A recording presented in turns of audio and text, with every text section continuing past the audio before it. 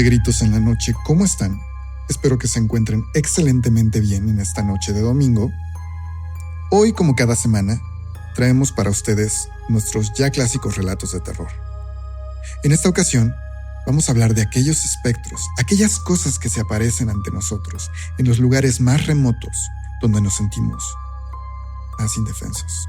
Ya lo saben, si estas narraciones son de su agrado, por favor no se vayan del video sin suscribirse, sin dejar su like, y no olviden dejarnos sus comentarios en la parte de abajo. También si tienen alguna historia que quieren que nosotros narremos, pueden enviarla a cualquiera de las formas de contacto que se encuentran en la cajita de descripciones. Sin más por el momento, amigos, vamos a empezar. Ya lo saben, vayan por una taza de café, reúnan a la familia y quédense con nosotros.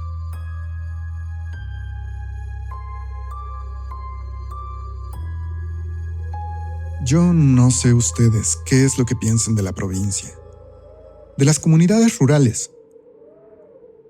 Para mí, que me tocó crecer en una de ellas, siempre las consideraré un lugar mágico, que te permite tener una serie de experiencias irrepetibles y que te brinda conocimientos difíciles de adquirir en otros lugares y circunstancias.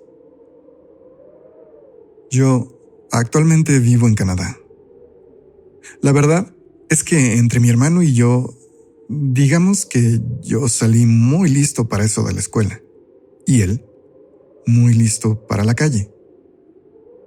Así que él, a pesar de ser 2 años menor que yo, usualmente me protegía cuando éramos niños y jóvenes de aquellos que me molestaban. Yo entonces no podía hacer mucho, pero ahora, en retribución con mi trabajo como ingeniero de software, pude proveerle con los medios necesarios para que iniciara un negocio propio y mejorar su calidad de vida. Y a mi hermosa madre, que siempre procuró proveernos cuando mi padre murió, hoy en día le he construido su casa y mi trabajo me permite proveerla también a ella. Sé que el amor no se demuestra con cosas materiales, pero me llena de alegría pensar que hoy en día no debe preocuparse por dinero, como cuando éramos chicos.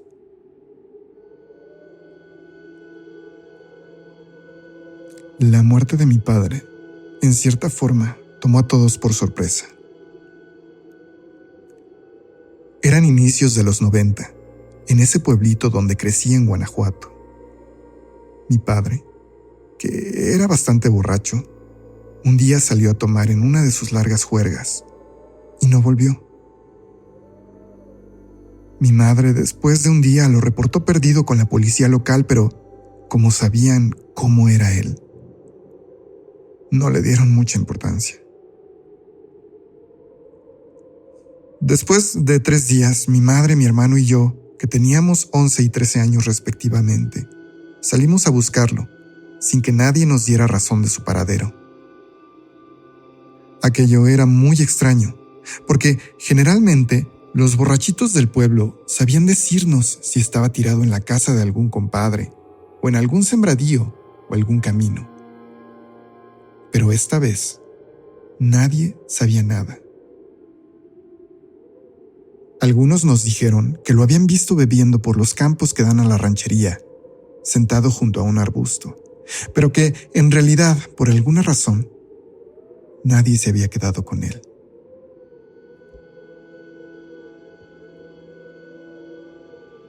Pasaron angustiantes meses. A mi padre, para entonces, la policía ya lo había buscado en pueblos y rancherías cercanas sin haber tenido éxito. Y, finalmente, 6 meses después, se le dio por muerto. Los esfuerzos de búsqueda tanto de la policía como de la comunidad habían sido inútiles. Lo único que se encontró, tras 2 meses de su desaparición, fueron un zapato y su suéter, tirados y empolvados en un camino que conducía a una ranchería cercana. Pero de mi padre, o de su cuerpo, no se supo nada. Aquellos objetos simplemente estaban ahí, tirados un día cualquiera, aunque previamente ya mucha gente había transitado esa vereda, incluso nosotros mismos, por la situación que les contaré. Miren, regresando un poco, cuando mi padre desapareció, un día angustiada por proveer el sustento, mi madre, hablando con una de sus comadres, decidió empezar a vender cosas para cenar. Su comadre había estado yendo a vender ropa y chacharitas por las mañanas a aquella ranchería cercana, y la verdad, no le había ido mal. Finalmente, en esos lugares no existían realmente negocios, y le dijo que si quería, ella podía prestarle su camioneta para que fuera a vender al menos viernes y sábado algunas cosas para cenar. Le dijo que la gente de allá estaba muy ansiosa de algo así. Mi mamá, si bien creo que estaba insegura de nuestro futuro, porque ella nunca había trabajado, lo que sí sabía hacer era cocinar muy bien. Así que con unos ahorritos que le quedaban, compró un sartén y un tanque de gas, y emprendió la aventura de vender taquitos y algunos antojitos en aquella ranchería durante los fines de semana. La ausencia de mi padre era dolorosa, sí, pero también es cierto que sin él, al menos la zozobra de el dónde andará se había ido, y pudimos concentrarnos los tres en el negocio, mi mamá atendiendo y nosotros ayudándole en aquel lugar apartado. Fueron 3 años los que vendimos ahí sin ningún contratiempo. Era un lugar realmente tranquilo, con gente muy tímida pero amable, y que usualmente dormía temprano. Llegábamos a vender a las 5 de la tarde para instalarnos, y a las 9 de la noche estábamos ya regresándonos, pero siempre terminábamos todo, y la gente había aprendido a querernos, y nosotros a ellos. Ocurrió entonces que un sábado mi madre estaba enferma. Por la tarde empezó con algo de fiebre, y aunque insistía en ir a hacer su venta, mi hermano y yo no la dejamos. Pero ella estaba muy renuente. Después de todo, ella ya había preparado los alimentos y no quería que se quedaran y se echaran a perder. Así que mi hermano y yo, que ya nos sentíamos lo suficientemente grandes, le dijimos que descansara, que nosotros iríamos a vender. Mi madre, por supuesto, no aceptó, pero creo que sí se sentía lo suficientemente mal, porque eventualmente cedió ante esa idea. Mi hermano y yo nos dirigimos en la vieja camionetita hacia el lugar de nuestra venta. Yo era muy joven, pero había aprendido a manejar desde los 14 años, e incluso le habíamos podido comprar ya su vieja camioneta de vidrios ahumados a la comadre de mi mamá, así que no teníamos problema para llegar. Esa noche estuvimos el tiempo usual vendiendo, y como cualquier otro fin de semana, terminamos todo, así que recogimos nuestro puestecito para regresar a casa. Pero, entre nuestros juegos y distracciones, porque finalmente éramos unos niños, se nos hizo bastante más tarde.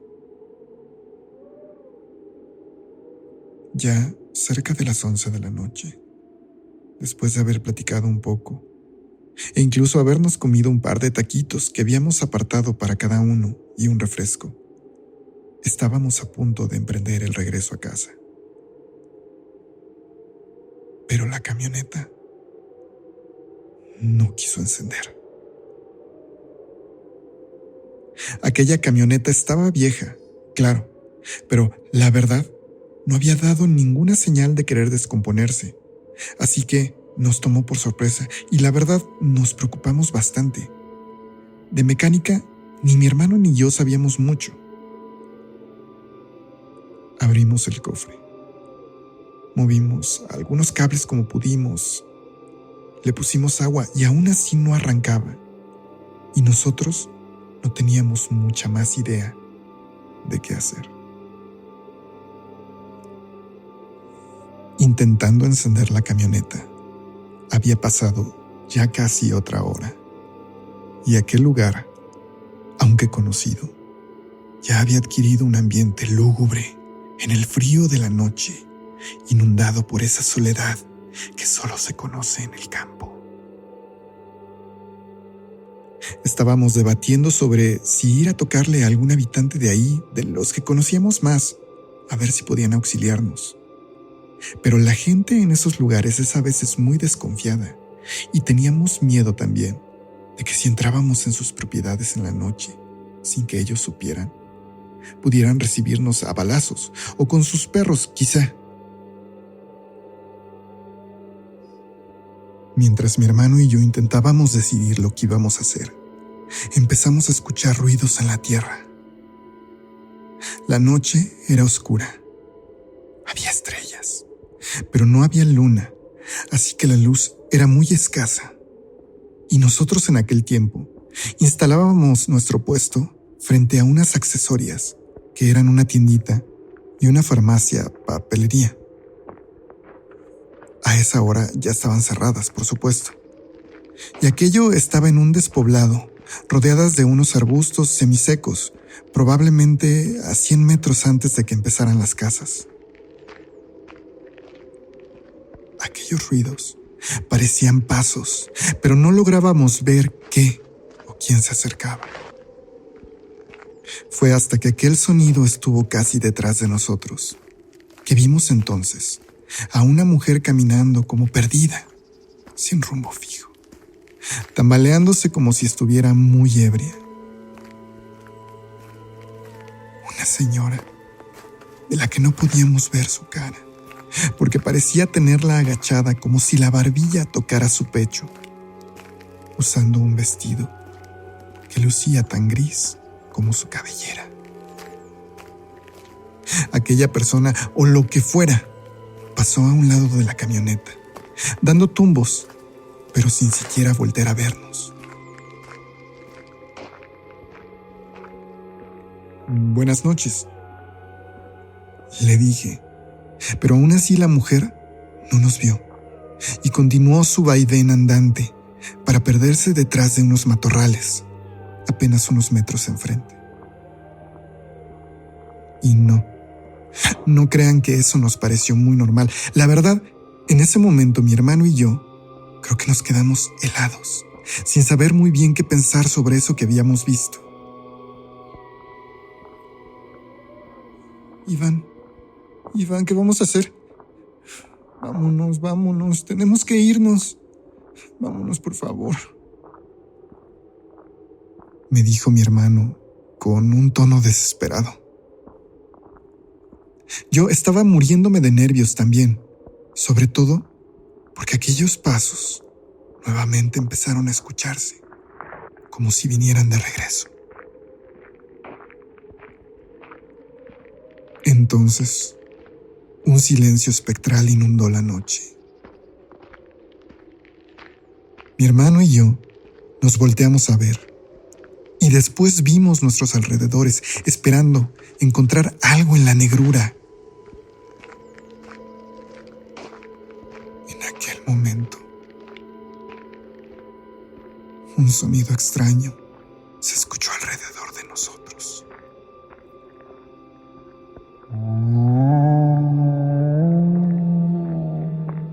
Mi hermano y yo casi saltamos a la cabina de la camioneta y pusimos los seguros. Para este punto, ni siquiera las luces se encendían, y estábamos nosotros dos ahí temblando de miedo, mientras algo nos rondaba. Los vidrios un poco polarizados nos impedían ver aún más aquello que nos rodeaba. Yo no sabía qué hacer, estaba paralizado y mi hermano estaba a punto de soltar en llanto cuando alguien nos tocó la ventana. «Chamacos, ¿qué hacen todavía aquí?», me dijo la voz de un hombre. Una voz demasiado familiar, pero que en aquel momento No pude recordar. Yo sentí un poco de alivio. Pensé que uno de los pobladores nos había visto por alguna razón y había salido a nuestro auxilio. No deben quedarse aquí a estas horas. Las noches como esta no son para andar afuera, nos dijo. Yo estaba a punto de bajar la ventana para explicarle lo que nos había ocurrido, cuando... A ver, ábreme el cofre, me dijo otra vez, y sin que me diera mucho tiempo a reaccionar, se pasó a la parte de enfrente y le abrí por reflejo el cofre. Aquella persona que yo no lograba ver subió la tapa y empezó a mover varias cosas. Yo en cierta forma estaba más tranquilo, aunque aquellos ruidos en la tierra seguían rondándonos. Ya está, chamaco. Váyanse. Váyanse y cuídense mucho. Eso fue lo último que nos dijo. Yo intenté encender la camioneta y esta vez sí funcionó. Entonces bajé para darle las gracias, pero aquella persona se había ido. La busqué al otro lado de la camioneta, pero no había nada ni nadie. Lo que sí pude ver, al fondo, entre los árboles, fue otra vez a esa mujer extraña, tambaleándose aún. Nuevamente estaba acercándose a nosotros. Pero en esta ocasión pude darme cuenta de manera muy clara que no caminaba. Al menos no como tal. Esta cosa venía acercándose flotando, apenas a unos centímetros del piso. Bajé apresurado a la tapa del cofre y me subí a la camioneta y arrancamos. Y aceleré tan rápido como pude. Mientras pisaba el acelerador, con el volante sostenido fijamente, volteé hacia el espejo a mi lado y pude ver a aquella mujer, o lo que fuera, que venía flotando siguiéndonos, pero doblada, como si la espalda se le hubiera quebrado. Mi hermanito casi venía llorando y yo aceleré todo lo que pude. Apenas unos minutos después, llegamos al final de aquel camino. Cuando entramos a la carretera normal, todo el ambiente de inmediato se sintió más tranquilo y ligero. Yo me sentí instantáneamente más calmado, pero mi hermanito seguía sollozando. Tranquilo, ya casi llegamos, le dije. Sí, lo sé, pero el señor que nos ayudó, ¿alcanzaste a ver qué suéter era? El suéter que traía. Yo, la verdad, no había puesto atención en eso. Mi hermano me dijo que en el espacio que deja libre la tapa del cofre, justo hasta abajo, alcanzó a ver el suéter que estaba seguro era de mi padre. Era un suétercito largo con unas grecas muy particulares que le había traído su compadre de un viaje a Chiapas. En ese momento me golpeó el recuerdo. Aquella voz que había escuchado, claro que se me había hecho conocida. Teníamos años de no oírla, pero ahora estaba seguro. Era la voz de mi padre. Cuando llegamos a casa, mi madre estaba muy preocupada. Se sentía mejor de su resfriado, sí, pero la angustia la tenía muy estresada. Nos abrazó y nos preguntó qué había pasado, pero nosotros no le contamos lo que creímos haber visto. Le dijimos, claro, que habíamos tenido problemas con la camioneta, pero le contamos que un lugareño nos había ayudado. Aún no sabemos qué fue lo que pasó con mi papá, pero al menos sabemos que donde quiera que esté, aún sigue cuidándonos.